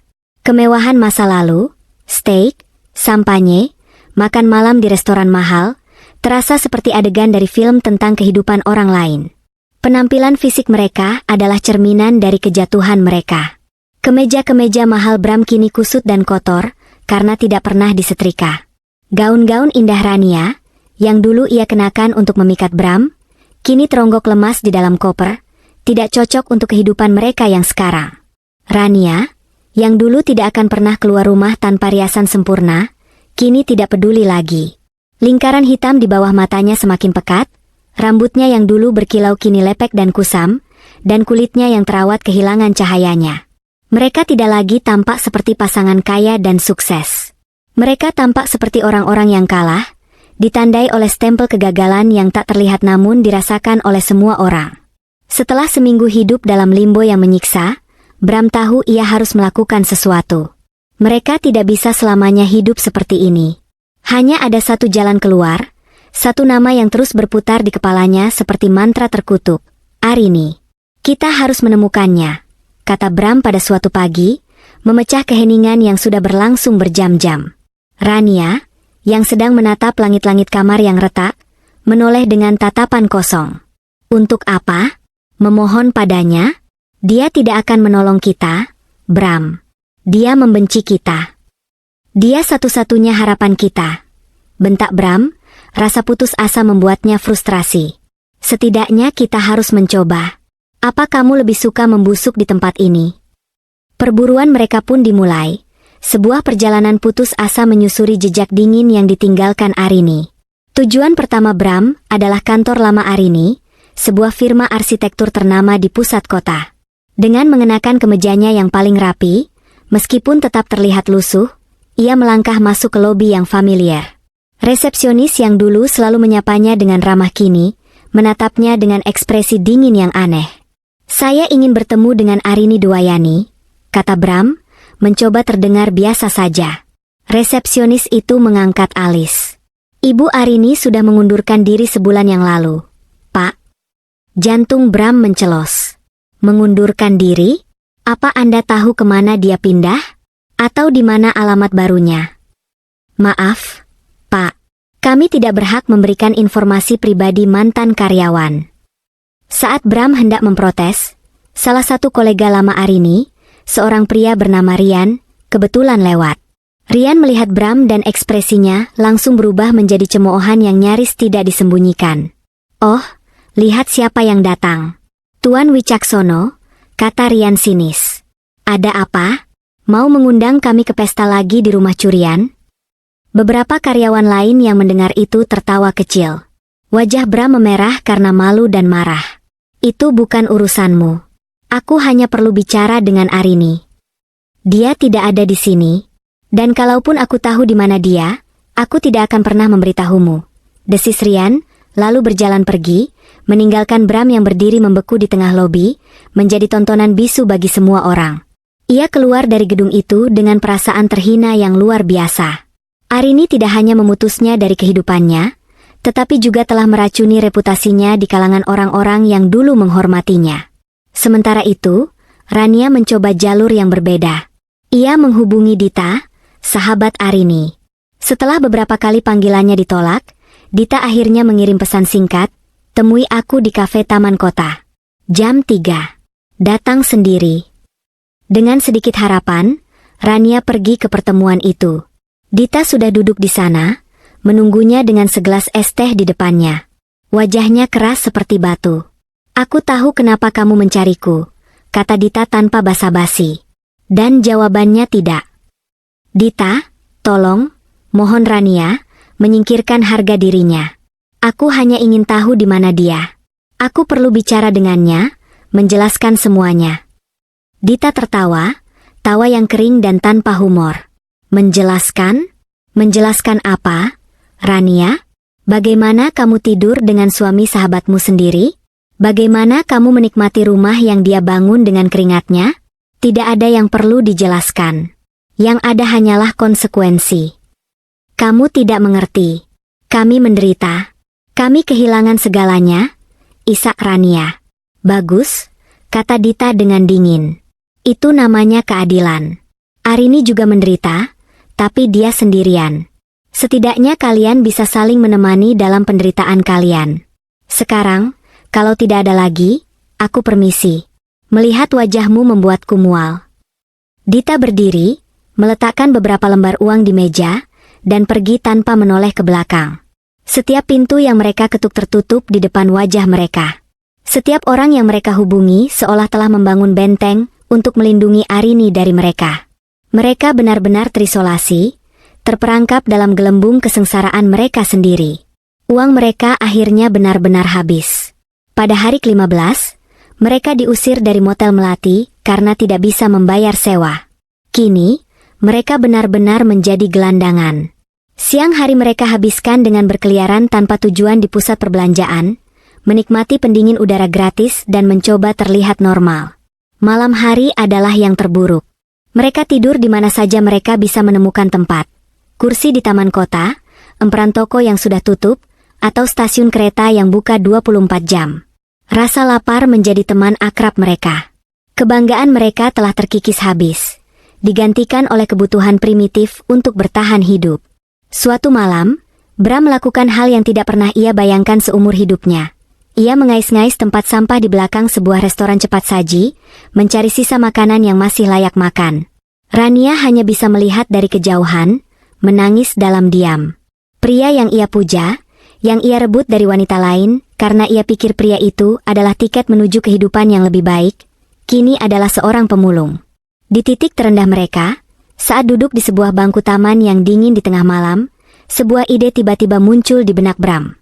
Sebuah ingatan samar dari masa lalu. Butik, gumamnya. Rania menatapnya, tidak mengerti. Apa? Arini. Dia selalu bermimpi ingin punya butik. Sebuah toko yang menjual barang-barang desain, sekaligus menjadi studio arsitekturnya, kata Bram, matanya tiba-tiba berbinar dengan secercah harapan. Dia pernah bilang, kalau dia punya uang, itu hal pertama yang akan dia lakukan. Itu adalah sebuah kemungkinan yang sangat kecil, sebuah tembakan di dalam kegelapan. Tapi itu adalah satu-satunya petunjuk yang mereka miliki. Keesokan harinya, dengan sisa tenaga yang mereka punya, mereka memulai pencarian terakhir mereka. Mereka tidak lagi mencari Arini di rumah teman atau kantor lama. Mereka mencarinya di distrik-distrik komersial, di area ruko-ruko baru, mencari tanda-tanda adanya bisnis baru yang sesuai dengan deskripsi itu. Mereka berjalan kaki berkilo-kilometer, bertanya pada setiap agen properti dan penjaga keamanan yang mereka temui. Sebagian besar hanya menggelengkan kepala. Namun, keberuntungan akhirnya berpihak pada mereka. Seorang pemasok bahan bangunan yang kebetulan pernah bekerja di proyek rumah Arini, yang Bram temui di sebuah depo material, mengenali fotonya. "Oh, Ibu Arini," kata pria itu. "Saya ingat. Arsitek yang hebat. Saya dengar dia sedang membangun sesuatu di kawasan bisnis baru di Jalan Sudirman. Katanya mau buka toko desain atau semacamnya. Proyeknya cukup besar, setahu saya." Jantung Bram dan Rania berdebar kencang. Mereka mendapatkan sebuah alamat, sebuah tujuan. Dengan menggunakan sisa uang terakhir yang mereka miliki dari hasil mengamen seadanya, mereka naik angkutan kota menuju Jalan Sudirman, menuju harapan terakhir mereka untuk keselamatan, atau mungkin, menuju konfrontasi terakhir mereka dengan sang arsitek dari kehancuran mereka. Kawasan bisnis di Jalan Sudirman terasa seperti dunia lain. Gedung-gedung pencakar langit berkilauan di bawah matahari sore, mobil-mobil mewah meluncur mulus di jalanan yang lebar, dan orang-orang berjalan dengan langkah cepat dan tujuan yang jelas. Di tengah kemewahan dan kesibukan itu, Bram dan Rania tampak sangat tidak pada tempatnya. Pakaian mereka yang kotor dan kusut, wajah mereka yang lelah dan putus asa, serta aura kekalahan yang mengelilingi mereka membuat mereka menjadi anomali yang mencolok. Orang-orang yang berpapasan dengan mereka secara naluriah menjaga jarak. Mereka berjalan menyusuri deretan ruko-ruko baru yang modern. Jantung mereka berdebar-debar karena campuran antara harapan dan ketakutan. Dan kemudian, mereka melihatnya. Sebuah ruko di sudut jalan, 2 lantai, dengan fasad kaca yang hampir selesai dipasang. Di atasnya, terpasang sebuah papan nama yang elegan dan minimalis, dengan huruf-huruf timbul berwarna perak yang berkilau. ARINI, Design Lifestyle. Napas mereka tercekat. Jadi ini benar? Ini bukan hanya mimpi. Arini tidak hanya menjual rumah mereka. Ia telah menggunakan uang itu untuk mewujudkan impiannya. Impian yang dulu sering Bram remehkan. Dengan langkah ragu, mereka mendekat. Bagian dalam ruko itu masih dalam tahap penyelesaian akhir. Debu konstruksi masih terlihat di lantai, dan beberapa pekerja sedang memasang lampu sorot di langit-langit. Di tengah-tengah semua itu, berdirilah Arini. Punggungnya menghadap mereka. Ia mengenakan helm proyek putih, memegang sebuah cetak biru, dan sedang berbicara dengan penuh semangat kepada mandornya, menunjuk ke sebuah dinding. Cahaya matahari sore yang masuk melalui kaca depan menyinari sosoknya, menciptakan siluet yang kuat dan berwibawa.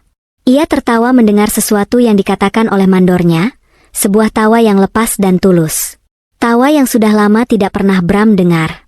Pemandangan itu, pemandangan Arini yang begitu hidup, begitu bersemangat, begitu sukses di tengah puing-puing kehidupan mereka, adalah sebuah tamparan yang lebih keras daripada tamparan fisik manapun. Ia tidak hanya bertahan hidup tanpa mereka, ia berkembang pesat. Rasa iri dan benci yang tajam menusuk hati Rania. Sementara ia harus tidur di jalanan, wanita ini sedang membangun istananya sendiri. Bram, di sisi lain, merasakan campuran emosi yang rumit, penyesalan yang mendalam, rasa kagum yang enggan ia akui, dan yang paling dominan, rasa putus asa yang luar biasa. Wanita ini adalah satu-satunya orang di dunia yang bisa menyelamatkan mereka. Mereka berdiri di luar selama beberapa menit, membeku, tidak mampu bergerak. Harga diri mereka yang tersisa berteriak agar mereka berbalik dan pergi. Tetapi perut mereka yang lapar dan kaki mereka yang lelah menjeritkan hal yang sebaliknya. Akhirnya, keputusasaan menang. Kita harus melakukannya, bisik Bram, lebih pada dirinya sendiri. Ia mendorong pintu kaca yang belum terpasang sempurna, yang menimbulkan suara berderit. Suara itu cukup untuk membuat semua aktivitas di dalam berhenti. Para pekerja menoleh. Sang mandor menoleh. Dan akhirnya, Arini pun berbalik. Saat matanya bertemu dengan mata Bram dan Rania, senyum di wajahnya lenyap seketika. Wajahnya tidak menunjukkan keterkejutan, kemarahan, atau bahkan kebencian. Wajahnya menjadi sebuah topeng yang tenang dan kosong. Matanya dingin seperti es. Seolah ia sedang melihat dua orang asing yang tidak berarti. Keheningan yang canggung menyelimuti ruangan.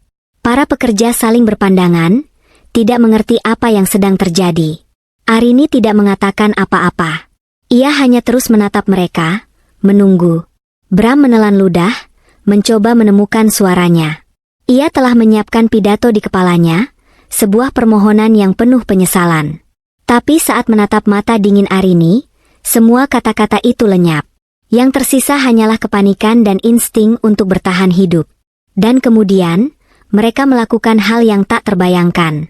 Bram maju selangkah, lalu lututnya lemas dan ia jatuh berlutut di lantai beton yang berdebu. Ia menundukkan kepalanya dalam-dalam, bahunya bergetar. Melihat itu, Rania, setelah ragu sesaat, ikut menjatuhkan dirinya di samping Bram. Ia juga bersujud, isak tangisnya mulai terdengar, memecah keheningan. Sang manajer senior yang angkuh dan sang primadona yang sombong kini bersujud seperti pengemis di hadapan wanita yang telah mereka hancurkan. Para pekerja di sekitar mereka ternganga, benar-benar syok melihat pemandangan yang surreal itu. Arini, tolong, maafkan aku. Suara Bram keluar sebagai gumaman yang teredam oleh isak tangis. Aku salah, Rin. Aku benar-benar salah. Aku dibutakan. Aku bodoh. Aku menyesal. Demi Tuhan aku menyesal. Tolong kami, Arini, sambung Rania, wajahnya sudah basah oleh air mata dan kotor oleh debu. Kami tidak punya apa-apa lagi. Kami sudah 3 hari tidur di jalanan. Kami lapar. Tolong, beri kami sedikit belas kasihan. Sedikit uang untuk makan, atau tempat untuk berteduh malam ini saja. Kami mohon. Permohonan mereka yang putus asa menggema di ruangan yang setengah jadi itu. Mereka menangis, memohon, merendahkan diri mereka sepenuhnya. Bram bahkan mencoba menyalahkan Rania secara halus. Aku tersesat, Rin. Dia membuatku melakukan hal-hal yang tidak seharusnya. Tapi sekarang aku sadar. Tolong, beri aku satu kesempatan lagi untuk memperbaiki semuanya. Rania melirik Bram dengan tajam mendengar itu, tetapi ia terlalu putus asa untuk berdebat. Ia hanya terus menangis dan memohon. Selama itu semua, Arini hanya berdiri diam. Seperti patung pualam. Ia membiarkan mereka mengeluarkan semua drama mereka. Ia membiarkan mereka merendahkan diri mereka sampai ke titik terendah. Ia membiarkan para pekerjanya melihat dengan jelas betapa menyedihkannya dua orang ini. Ketika isak tangis mereka mulai mereda, hanya menyisakan napas yang terengah-engah, Arini akhirnya bergerak. Ia melangkah maju perlahan, sepatu botnya menimbulkan suara pelan di lantai yang berdebu. Ia berhenti tepat di depan mereka, menatap rendah pada dua sosok yang bersujud di kakinya. Ia berjongkok, menyamakan tingginya dengan mereka. Bram dan Rania mengangkat kepala mereka dengan penuh harap, mata mereka yang sembab mencari secercah pengampunan di wajah Arini. Tapi mereka tidak menemukannya. Yang mereka temukan hanyalah kekosongan yang dingin. Arini tidak menatap mereka. Ia menatap lurus ke arah mandornya yang berdiri membeku di belakang mereka. Suaranya, ketika akhirnya keluar, terdengar sangat tenang, sangat jelas, dan sangat mematikan. "Pak Mandor," katanya dengan nada biasa, seolah sedang meminta tambahan semen. "Tolong panggilkan polisi." Bram dan Rania membeku. Harapan di mata mereka langsung padam, digantikan oleh kengerian dan ketidakpercayaan. Sang mandor tampak bingung. "Polisi, Bu? Untuk apa?" Arini akhirnya mengalihkan pandangannya ke arah Bram dan Rania. Senyum tipis yang sama sekali tidak ramah tersungging di bibirnya. "Bilang saja." Lanjutnya, matanya tidak pernah meninggalkan wajah mereka yang pucat pasi. Ada gelandangan yang masuk tanpa izin ke properti pribadi dan mengganggu pekerjaan. Gelandangan. Kata itu menghantam mereka seperti sambaran petir. Ia tidak lagi menganggap mereka sebagai mantan suaminya atau selingkuhannya. Di matanya, mereka tidak lebih dari sampah masyarakat. Pengemis tak bernama yang mengotori lantainya. Ini bukan penolakan. Ini adalah penghapusan. Ia telah menghapus mereka sepenuhnya dari eksistensinya. Wajah Bram dan Rania dipenuhi kengerian saat mereka akhirnya menyadari satu hal. Tidak ada belas kasihan di hati wanita ini. Sama sekali tidak ada. Kata-kata Arini, "Panggilkan polisi," menggantung di udara yang penuh debu, lebih dingin dan lebih tajam dari angin malam manapun. Untuk sesaat, waktu seolah berhenti. Wajah Bram dan Rania membeku dalam ekspresi horor murni, ketidakpercayaan, dan kepanikan total. Harapan terakhir yang mereka pegang erat-erat, harapan akan adanya sisa belas kasihan di hati Arini, kini telah direnggut dan dihancurkan berkeping-keping di depan mata mereka. Sang mandor, seorang pria kekar yang biasanya tegas, tampak ragu. Ia menatap Arini, lalu pada dua orang yang masih bersujud di lantai. "Tapi, Bu, mereka." Arini mengangkat tangannya sedikit, sebuah isyarat untuk berhenti. Matanya tidak pernah meninggalkan Bram dan Rania. "Tidak apa-apa, Pak Tarno. Tidak perlu panggil polisi." Secercah kelegaan yang luar biasa melintas di wajah Bram dan Rania. Mungkin ia hanya menggertak. Mungkin hatinya luluh juga. "Tolong minta semua pekerja untuk istirahat di luar dulu selama 15 menit. Lanjut Arini, suaranya tetap tenang dan terkendali. "Saya perlu bicara sebentar. Setelah itu, kita lanjutkan lagi pekerjaan." Pak Tarno mengangguk mengerti. Dengan beberapa isyarat tangan, ia mengarahkan para pekerjanya untuk keluar dari ruko, meninggalkan Arini sendirian bersama dua arwah dari masa lalunya.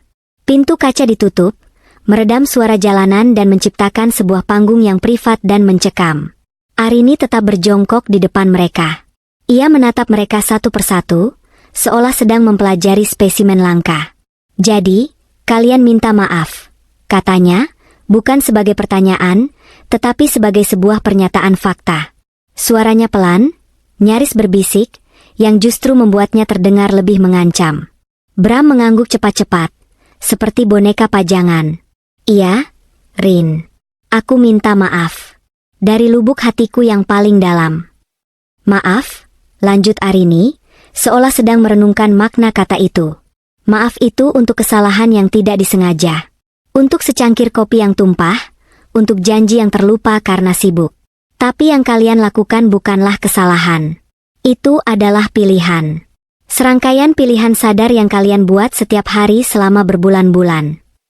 Ia mencondongkan tubuhnya sedikit lebih dekat. "Kau, Bram," katanya, matanya menusuk lurus ke mata mantan suaminya. "Kau pikir pengkhianatanmu hanya tentang kau tidur dengan wanita ini?"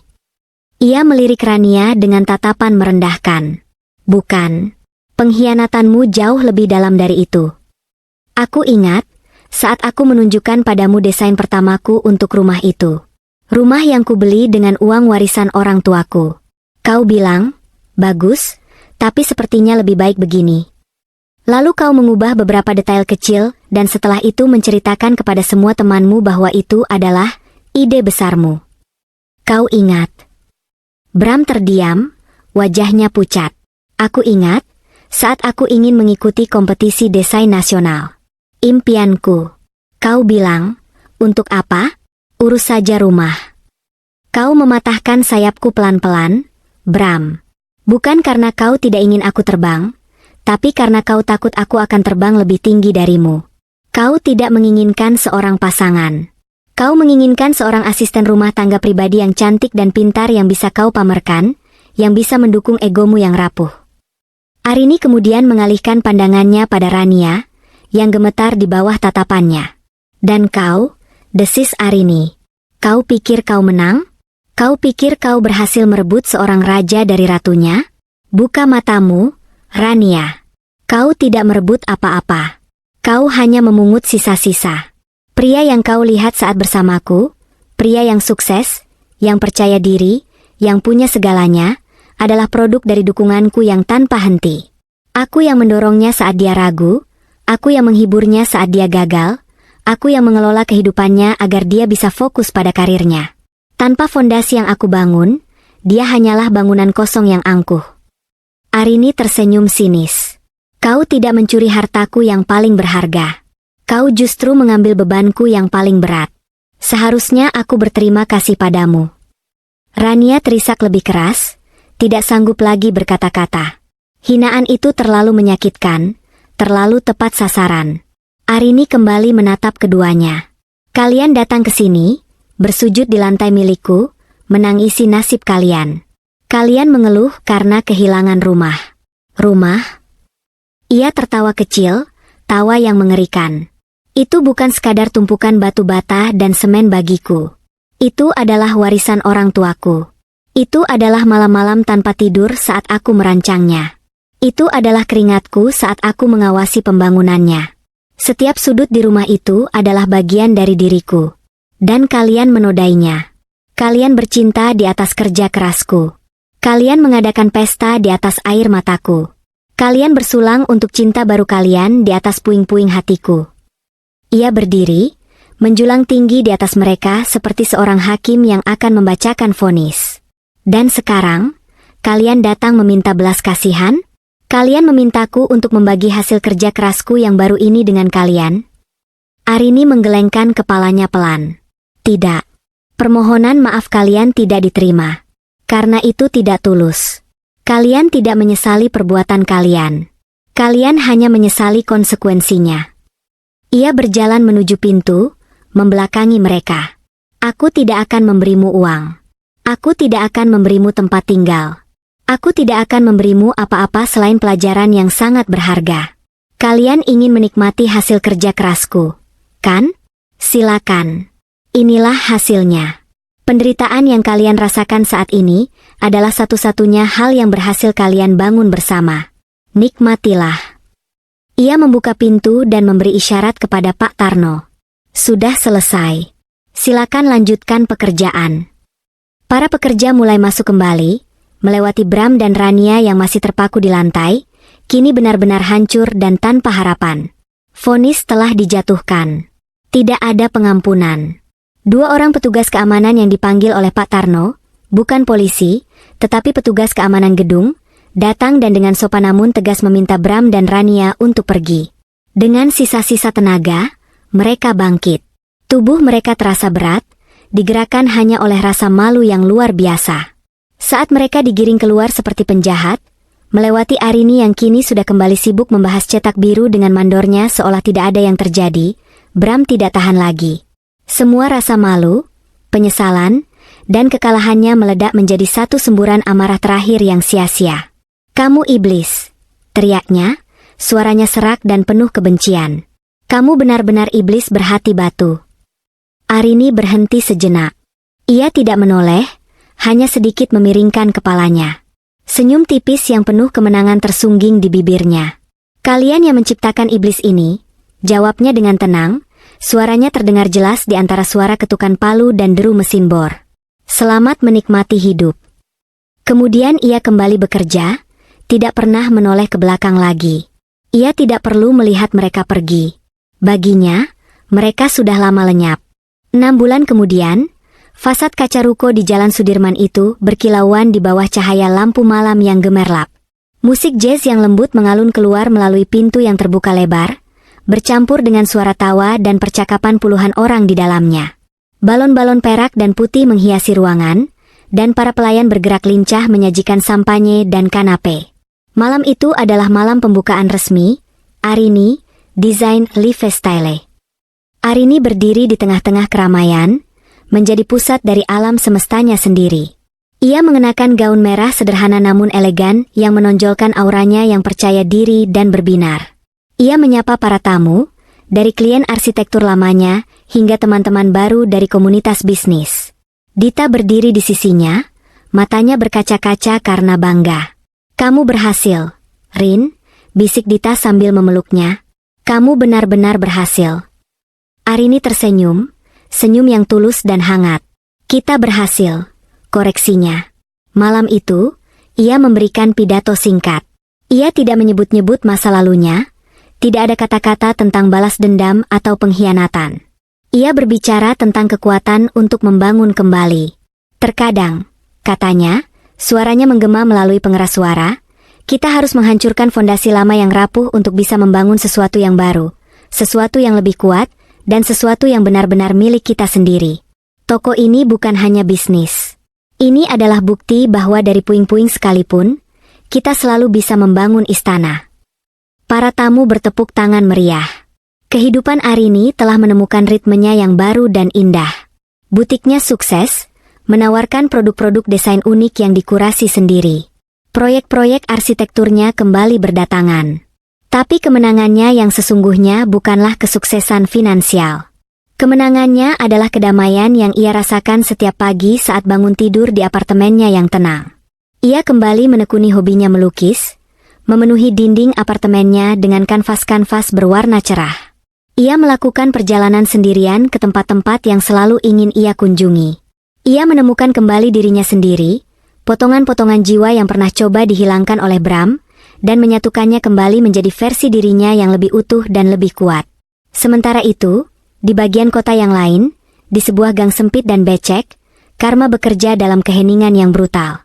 Bram dan Rania tinggal di sebuah kamar kontrakan petak berukuran 3 kali 4 meter. Dindingnya lembab dan catnya menggelembung. Hanya ada satu kasur tipis di lantai, sebuah lemari plastik kecil, dan sebuah kompor gas portabel. Bram telah kehilangan segalanya. Skandal video pengusirannya membuatnya menjadi racun di dunia korporat. Tidak ada perusahaan yang mau merekrut manajer yang memiliki citra publik seburuk itu. Setelah berbulan-bulan menganggur, ia terpaksa bekerja sebagai supir taksi online dengan mobil sewaan. Penghasilannya pas-pasan, cukup untuk membayar sewa kontrakan dan makan sehari-hari. Pria yang dulu angkuh dan selalu memegang kendali itu kini menghabiskan hari-harinya di jalanan. Menatap gedung-gedung tinggi yang dulu menjadi taman bermainnya, kini menjadi monumen dari kehidupannya yang hilang. Wajahnya selalu tampak lelah, bahunya merosot karena beban kekalahan yang permanen. Rania bernasib tidak lebih baik. Kecantikannya yang dulu menjadi modal utamanya, kini luntur oleh penderitaan. Tanpa uang untuk perawatan mahal, tanpa kehidupan sosial untuk dipamerkan, ia menjadi versi bayangan dari dirinya yang dulu. Ia bekerja sebagai pelayan di sebuah kedai kopi kecil, pekerjaan yang ia benci dengan segenap jiwa.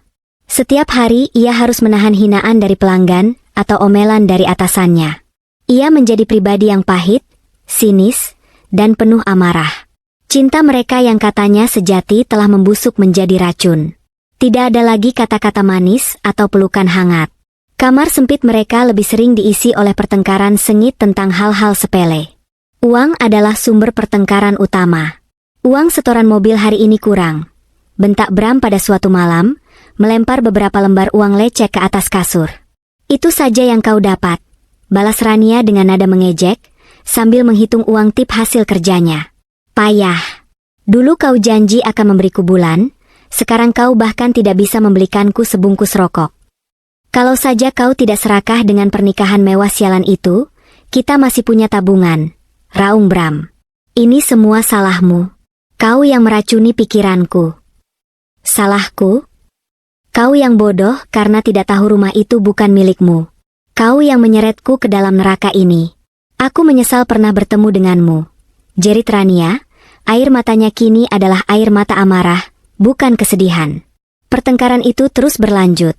Sebuah simfoni kebencian yang menjadi lagu pengantar tidur mereka setiap malam. Adegan terakhir beralih kembali ke Arini. Ia sedang duduk di balkon apartemennya, beberapa bulan setelah pembukaan butiknya. Langit malam cerah, dan lampu kota berkelip di bawahnya seperti lautan berlian. Ia tidak sendirian.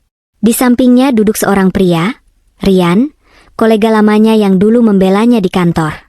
Mereka tidak sedang berkencan, hanya menikmati percakapan sebagai teman baik, berbagi tawa atas secangkir teh hangat.